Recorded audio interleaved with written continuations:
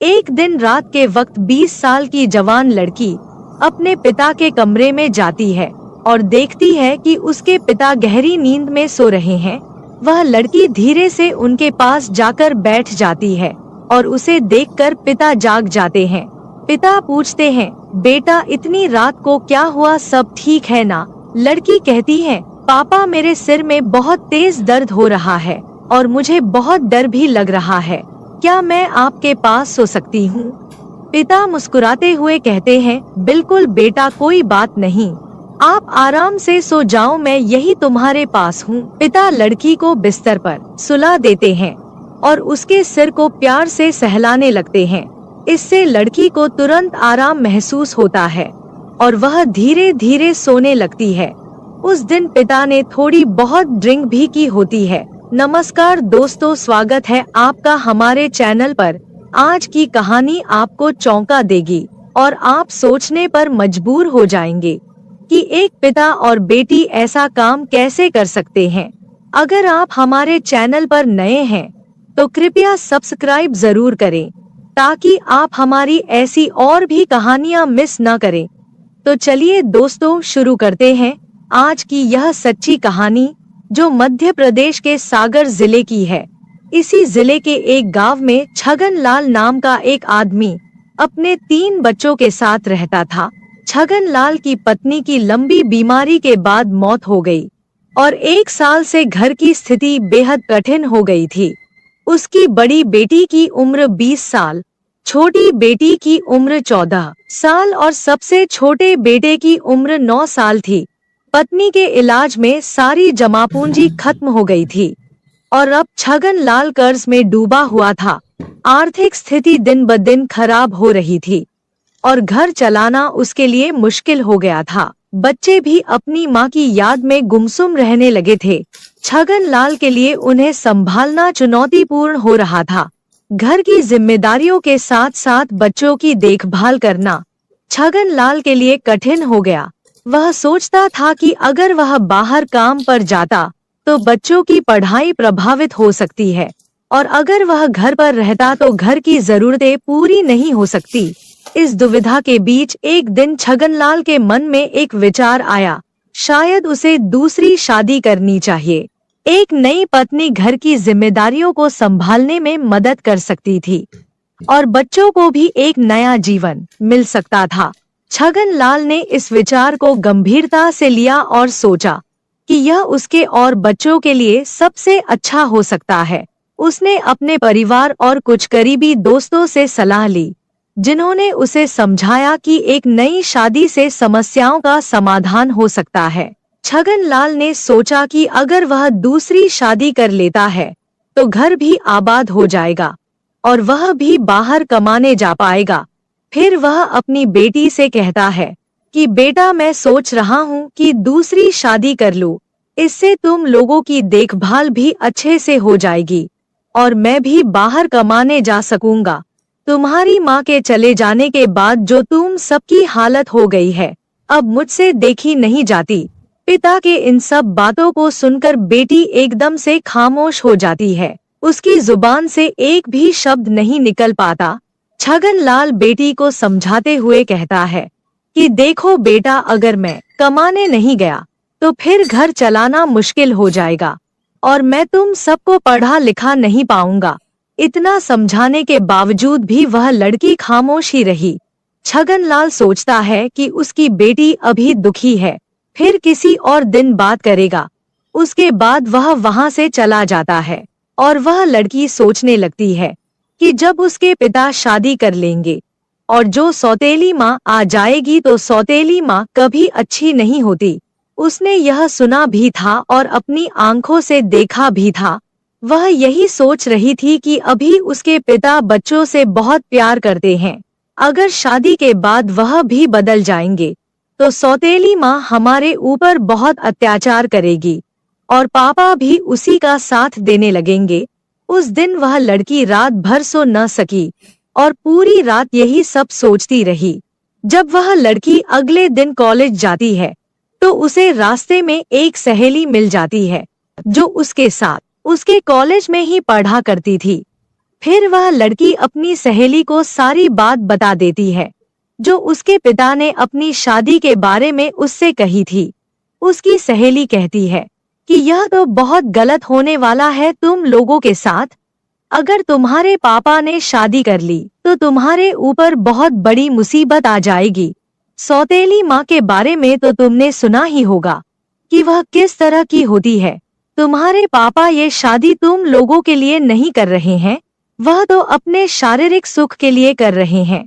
उन्हें तो बस अपने लिए एक जीवन साथी चाहिए जो उनकी जिस्मानी इच्छा को पूरी कर सके। तुम्हारे पापा को जिस्मानी इच्छा बहुत परेशान कर रही है, इसी वजह से वह शादी करना चाहते हैं। तुम कभी यह मत सोचना कि वह ये शादी तुम्हारे लिए कर रहे हैं। उन्हें तो बस अपनी इच्छाओं को पूरी करने के लिए एक जिस्म चाहिए। वह लड़की अपनी सहेली की बातें सुनकर बहुत ही परेशान हो जाती है और उसे यह लगता है कि उसके पापा शादी करके ही रहेंगे। फिर उसकी सहेली कहती है कि मेरे पास एक आइडिया है, अगर तुम कर सको तो। वह लड़की कहने लगी कि ठीक है, मैं अपने भाई बहन के लिए कुछ भी कर सकती हूँ। उसकी सहेली कहने लगी कि तुम्हारे पापा को सिर्फ जिस्म चाहिए, अगर तुम अपने पापा के साथ संबंध बना सको तो फिर उन्हें शादी की सूरत नहीं रहेगी और वह कभी भी शादी नहीं करेंगे। फिर वह लड़की इस बात को गहराई से सोचने लगती है और इस नतीजे पर पहुंचती है कि फिर चाहे उसे कुछ भी करना पड़े मगर वह अपने भाई बहन को कभी बर्बाद नहीं होने देगी। अब उस लड़की ने ठान लिया था कि किसी भी कीमत पर उसने अपने पापा की शादी नहीं होने देगी। कॉलेज से आते आते उसको शाम हो गई थी, क्योंकि वह कॉलेज के बाद अपनी सहेली से काफी देर तक बातें कर रही थी। फिर वह घर आकर खाना बनाने लग जाती है और अपने भाई बहन को खाना खिलाकर उन्हें अपने अपने कमरे में सोने के लिए भेज देती है। उसके बाद वह लड़की खाना खाकर अपने पापा के बिस्तर में लेट जाती है। कुछ देर बाद उस लड़की का पिता आता है। जब वह देखता है कि उसकी बेटी उसके ही बिस्तर पर लेटी हुई है तो फिर वह उससे पूछता है कि बेटी तुम्हें क्या हुआ है। तो लड़की कहने लगी कि पापा मेरे सिर में बहुत ज्यादा दर्द हो रहा है और मुझे डर भी लग रहा है, इसीलिए आज की रात मैं आपके साथ ही सोना चाहती हूँ। बेटी की बात सुनकर पिता कहता है कि कोई बात नहीं बेटा, तुम आराम से सो जाओ। थोड़ी देर बाद खाना खाने के लिए वो किचन की ओर चला जाता है और खाना खाने के बाद थोड़ी बहुत पी भी लेता है। उसके बाद वह अपने बिस्तर में आकर लेट जाता है। एक तरफ लड़की लेटी हुई थी और दूसरी तरफ उसके पिता थे, मगर उन दोनों के ऊपर अलग अलग कंबल थे। रात के 12 बज चुके थे मगर उस लड़की की आंखों से नींद बिल्कुल ही गायब थी। उसके दिमाग में तो उसकी सहेली की बातें और सौतेली माँ की तस्वीरें घूम रही थी। जब लड़की ख्यालों की दुनिया से बाहर आई तो उसने देखा कि उसके पापा तो गहरी नींद में सो गए हैं।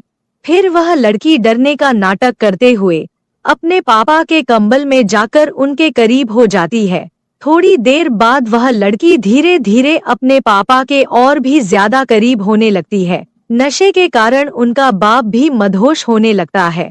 जब तक उसे होश आया तब तक उसके अंदर का शैतान जाग चुका था, इसीलिए वह खुद को रोक न सका। उसके बाद वह दोनों अपने इस रिश्ते को भूलकर कई बार संबंध बना लेते हैं। अगली सुबह जब सोकर उठते हैं तो दोनों ही बहुत खुश थे। उन्हें किसी भी तरह की कोई शर्म या पछतावा नहीं था। उसके बाद तो यह सिलसिला आए दिन ही चलने लगा। अब तो वह लड़की भी इसकी आदी हो चुकी थी। जब भी उनका मन करता तो वह अपनी इच्छाओं को पूरी करते थे। इसी तरह दिन महीनों में बदलते चले गए और महीने बीत गए, पता ही नहीं चला। एक दिन उस लड़की की तबीयत खराब हो जाती है और उसे उल्टी और चक्कर आने लगते हैं।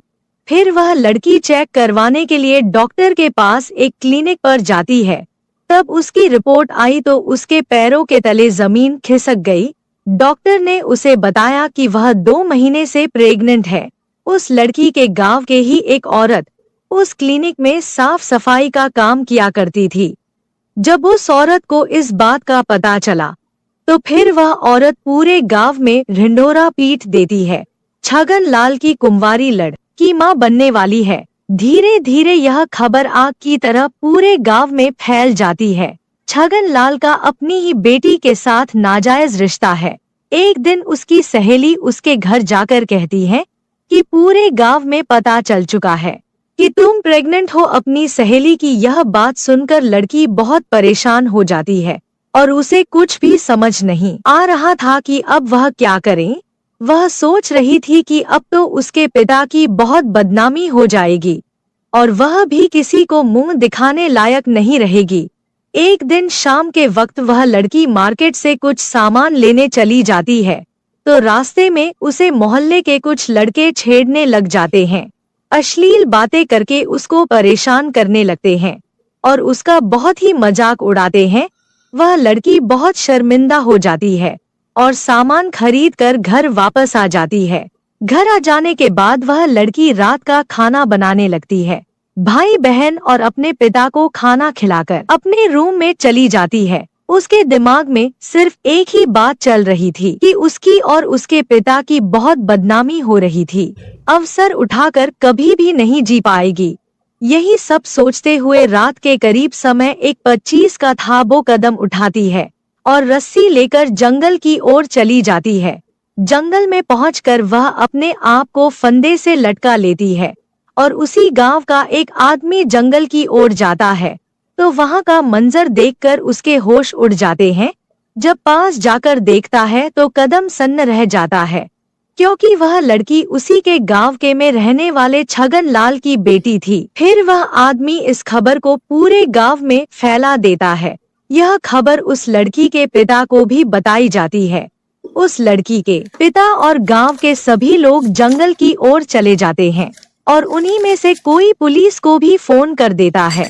थोड़ी देर में पुलिस भी मौके पर पहुंच जाती है और उस लड़की को उतार कर उसका पोस्टमार्टम के लिए भेज देती है। जब पुलिस पूछताछ करना शुरू कर देती है तो पूछताछ के दौरान लोगों ने बताया कि यह लड़की पेट से थी, इसीलिए ही इसने आत्महत्या की है।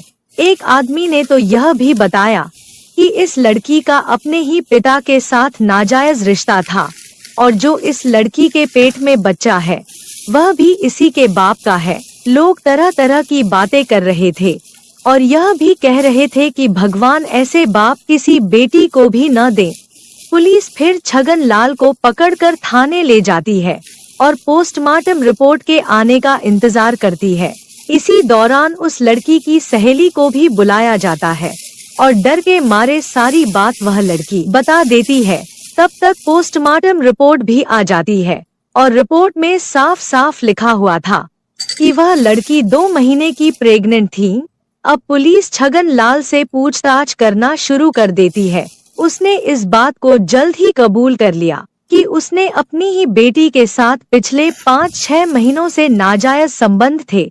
उसके बाद छगन लाल को अरेस्ट करके उसे कोर्ट में पेश किया जाता है और उसे 2 साल की सजा सुनाकर जेल में डाल देते हैं। दोस्तों कहते हैं कि बाप और बेटी को भी ज्यादा देर तक एकांत में नहीं रहना चाहिए, नहीं तो मन में गंदे विचार आ जाते हैं।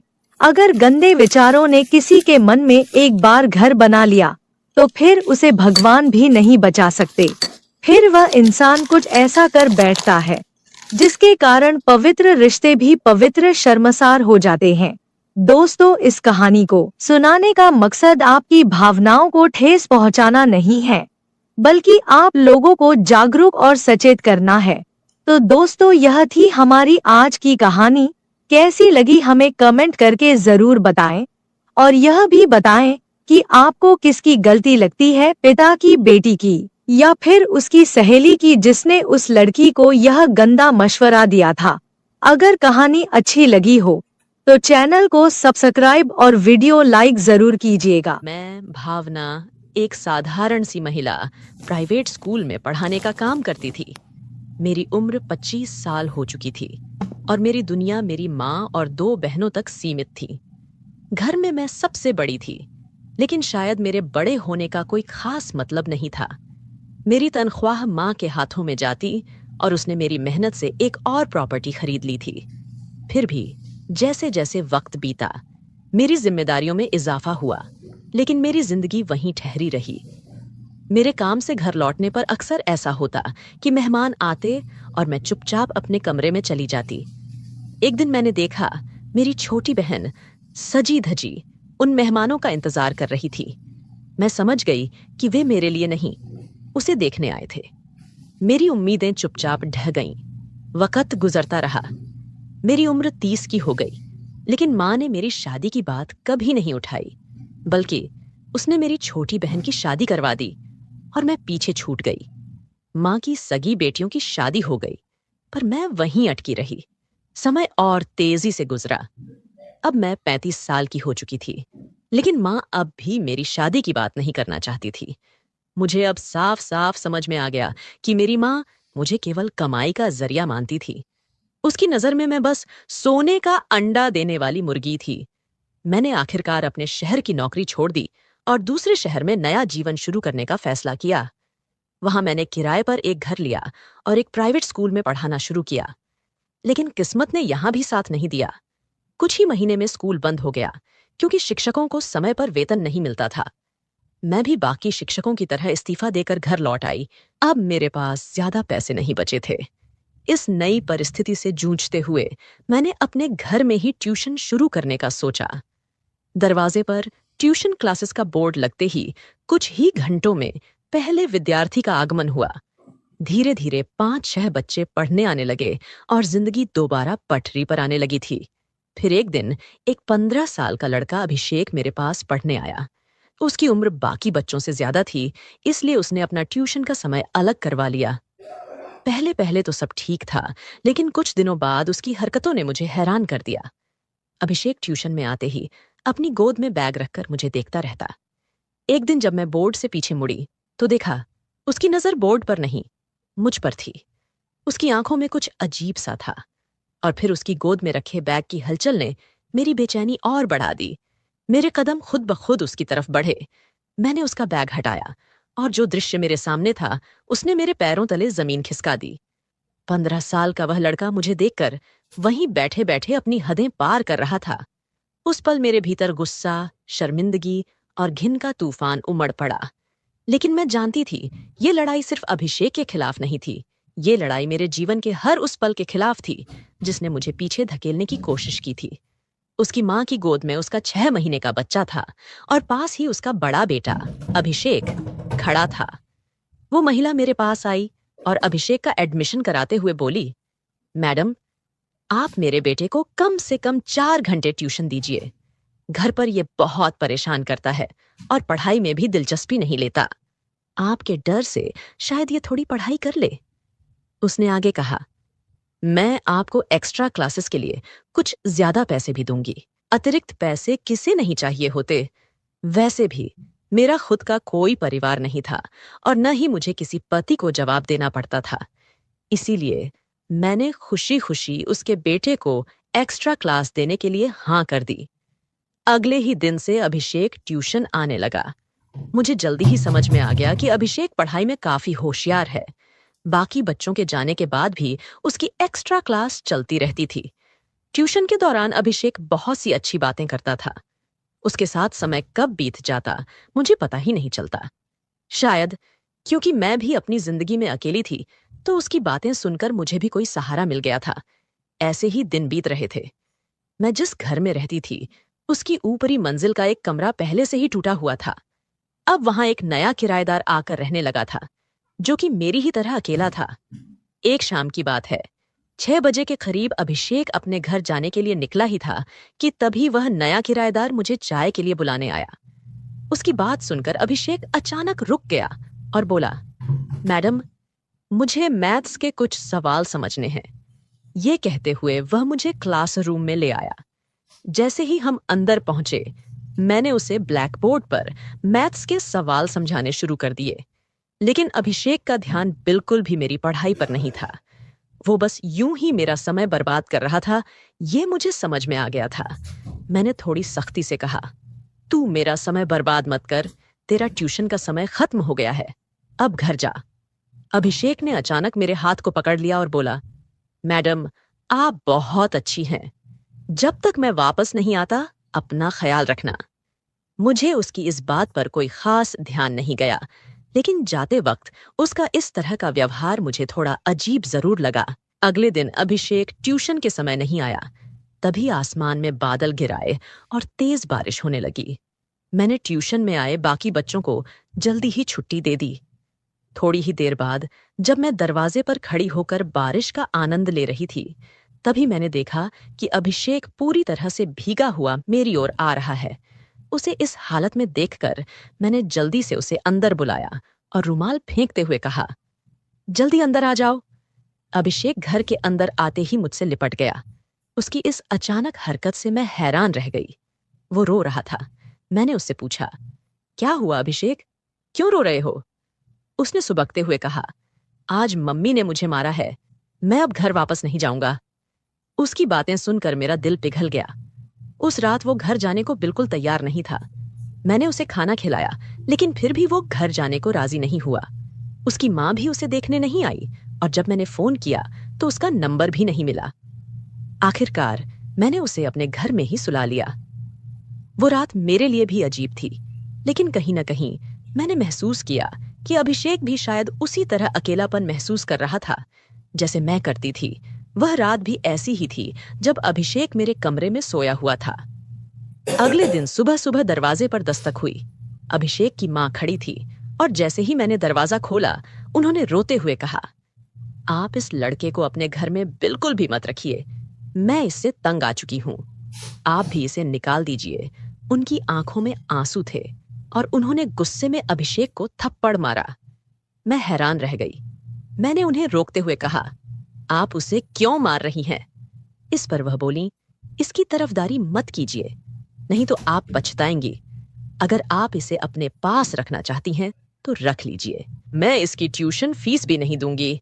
इतना कहकर वह चली गई। मुझे ऐसा लगा कि उन्होंने अपने बेटे के लिए ममता खो दी है। अभिषेक चुपचाप मेरे पीछे आकर लिपट गया। उसकी माँ के जाते ही उसने मुझे जोर से गले लगाया। उसकी मासूमियत देखकर मेरा दिल पिघल गया। मैंने सोचा, वैसे भी मैं घर में अकेली हूँ, कुछ दिनों के लिए अभिषेक को रख सकती हूँ। शायद उसकी माँ का गुस्सा ठंडा हो जाए और वह उसे वापस ले जाए।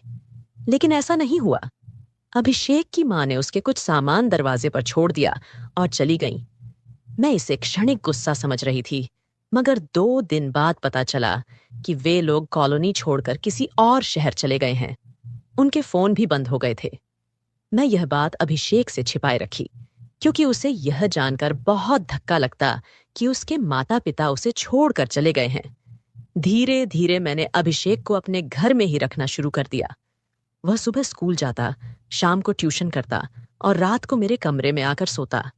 सब कुछ सामान्य चल रहा था, लेकिन एक रात कुछ अजीब हुआ। हमेशा की तरह उस दिन भी अभिषेक मेरे कमरे में सोने आया और लाइट बंद कर दी। वह अंधेरे में सोने का आदी था और उसकी आदत के चलते मैंने भी अंधेरे में सोने की आदत डाल ली थी। अचानक उस रात अभिषेक ने मुझे बहुत जोर से पकड़ लिया।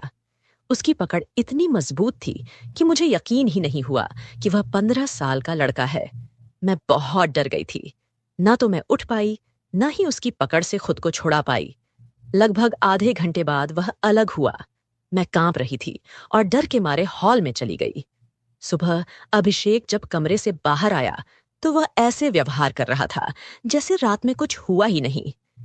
मैं उसे कुछ कहने ही वाली थी, तभी वह किचन की ओर बढ़ गया। उसकी मासूमियत देखकर मेरे मन में उथल पुथल मच गई। उसने मेरे लिए चाय बनाई और मेरे कमरे में मेरा इंतजार कर रहा था, मानो कुछ हुआ ही ना हो। वो मेरे कमरे में था और अचानक उसे देखकर मैं थोड़ी शर्म से भर गई। फौरन बाथरूम की ओर बढ़ी, अंदर जाकर जल्दी से अपने कपड़े ठीक किए और फिर बाहर आई। बाहर आते ही मैंने अभिषेक से सवाल किया, अभिषेक, तुम्हारी तबीयत ठीक तो है ना? रात को तुमने मुझे इतनी जोर से क्यों पकड़ा था? अभिषेक ने बेहद शांत अंदाज में जवाब दिया, मैडम, शायद आपको कोई गलतफहमी हुई है, मैं तो जल्दी ही सो गया था। उसके जवाब से मुझे थोड़ी राहत मिली। लगा कि शायद वो सब कुछ नींद में हुआ होगा। मैंने उस बात को और ज्यादा तूल नहीं दी। कुछ देर बाद अभिषेक स्कूल चला गया। दोपहर को जब वो घर आया तो रोज की तरह ट्यूशन के लिए बैठ गया। अब मैं उसकी एक्स्ट्रा क्लास नहीं ले रही थी। उस दिन बाकी बच्चे चले गए, मगर अभिषेक काफी देर तक रुका रहा। मैं उसे बोर्ड पर गणित के कुछ सवाल समझा रही थी और मेरी नजर बोर्ड पर ही थी। अचानक जब पीछे मुड़कर देखा तो अभिषेक की हालत कुछ अजीब लगी। उसकी नजर पढ़ाई पर नहीं थी और वो अपनी गोद में बैग रखे किसी अजीब हरकत में लगा हुआ था। मैंने तुरंत तेज आवाज में कहा, अभिषेक। उसकी हरकतें देखकर मैं थोड़ी हिल गई। मेरे दिमाग में सवाल उठने लगे। कल रात जो हुआ, क्या वो सच में नींद में था या जानबूझकर किया था? मैंने उसके बारे में ज्यादा सोचना छोड़ दिया, पर मन में शक बरकरार था। उसी दिन मैंने उसकी मां को फोन करने की कोशिश की, लेकिन हमेशा की तरह उसका फोन बंद था। मैं नहीं चाहती थी कि अभिषेक के नाजुक मन पर कोई गलत असर पड़े, इसलिए उसके माता पिता के बारे में कुछ नहीं कहा। अभिषेक को अपने घर में रखने का मेरा फैसला अब भारी गलती लगने लगा था, लेकिन तब मुझे इसका एहसास नहीं हुआ। फिर उसी रात अभिषेक मेरे पास सोया। उसने मुझे कुछ इस तरह से पकड़ा कि मुझे लगा जैसे वो 15 साल का लड़का अब मेरी जान ही ले लेगा। उसकी पकड़ इतनी जोरदार थी कि मैंने खुद को छुड़ाने की कोशिश की, मगर वो छोड़ने को तैयार नहीं था।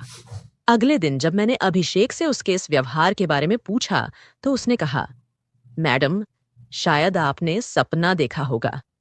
उसकी इस बात से मुझे ऐसा लगा कि वो 15 साल का लड़का एक 35 साल की औरत को झूठा साबित कर रहा था। एक पल को मैंने सोचा कि शायद सच में मैंने सपना देखा हो, मगर उसी दोपहर जब एक्स्ट्रा क्लास में अभिषेक को अपनी गोद में बैग रखे देखा तो मुझे फिर से शक हुआ। पहले कभी मैंने उसे ऐसी हरकतें करते नहीं देखा था। मैंने सोचा कि इस बार उसे पकड़ना चाहिए। जैसे ही उसकी हलचल मुझे दिखी, मैंने झटके से बैग हटाया। तब मैंने देखा कि अभिषेक की मुट्ठियां कसकर बंधी हुई थीं और उसकी नजरों में कुछ अजीब सा भाव था। उसकी वो नजरें देखकर मेरे रोंगटे खड़े हो गए। उसी वक्त ऊपर की मंजिल पर रहने वाले किराएदार विजय घर आए थे। वो अक्सर जब भी कुछ नया लाते तो मुझे भी देने आते थे। उस दिन भी वो मार्केट से सब्जियां लाकर मेरे घर देने आए थे। विजय ने जब अभिषेक का व्यवहार देखा तो वो भी थोड़ा असमंजस में आ गए। उन्होंने मुझसे पूछा, अभिषेक ठीक है ना? मैंने अभिषेक की नजरों से बचाकर विजय को धीरे से सारा हाल बताया। अभिषेक के बारे में सुनते ही विजय को उस पर दया आई। वह सोचने लगा कि एक बच्चा जिसके माँ बाप उसे छोड़ चुके हों, किस तरह से अकेलापन महसूस करता होगा। विजय ने अभिषेक से कहा, तू अपनी मैडम को परेशान करने की बजाय आज से मेरे साथ मेरे कमरे में रह जा। लेकिन अभिषेक के चेहरे पर गुस्सा साफ दिखाई दे रहा था। वह मेरे पीछे छिपते हुए विजय को घूरने लगा और बोला, मैं अपनी भावना मैडम को छोड़कर कहीं नहीं जाऊंगा और तुम भी आज के बाद मेरी मैडम के पास मत आना। यह अभिषेक का वही रूप था जिसे मैं समझ नहीं पा रही थी। उसकी ये अचानक की गई बदतमीजी ने मुझे चौंका दिया। मैंने उसे डांटते हुए कमरे में भेज दिया। विजय ने भी चुपचाप अपनी लाई हुई सब्जी मेरे पास रखी और वहां से चला गया। पर मुझे महसूस हुआ कि कुछ तो अजीब हो रहा है। रात को सोते वक्त अभिषेक अक्सर कुछ बड़बड़ाता, कभी शादी की बातें, कभी मेरे साथ भविष्य के सपने। पर ये बातें मुझे अजीब लगती। मैं जानती थी कि कुछ गड़बड़ है, लेकिन ये समझ नहीं पा रही थी कि आखिर ये सब क्यों हो रहा है। एक रात मैंने अभिषेक से कहा कि वह बाहर हॉल में जाकर सो जाए, पर उसने मेरी बात नहीं मानी। जिद करके वह मेरे कमरे में आया और आते ही कमरे की सारी लाइट्स बंद कर दी। कमरे में घुप अंधेरा हो गया और अभिषेक मेरे पास आकर लेट गया। आधी रात के करीब मुझे अचानक महसूस हुआ कि अभिषेक का बर्ताव फिर से अजीब हो रहा है। इस बार उसने धीरे धीरे मेरे शरीर पर हाथ फेरा और मुझे कस कर पकड़ लिया। मैं घबराई और जोर से चिल्लाने लगी। तभी विजय, जो हॉल में मेरी आवाज सुनने के इंतजार में था, दौड़ते हुए मेरे कमरे में आ गया। विजय को मैंने पहले ही अभिषेक के बदलते व्यवहार के बारे में बता दिया था और उसकी मदद के लिए बुलाया था। कमरे में आते ही उसने लाइट ऑन की। जब मेरी नजर अभिषेक पर पड़ी तो उसका चेहरा पूरी तरह बदल चुका था, गंभीर और खौफनाक। उसके हाव भाव देखकर मैं बुरी तरह डर गई थी। विजय ने किसी तरह अभिषेक से मुझे छुड़ाया, लेकिन अभिषेक बिस्तर पर ऐसे पड़ा था जैसे वह पूरी तरह से जड़ हो गया हो।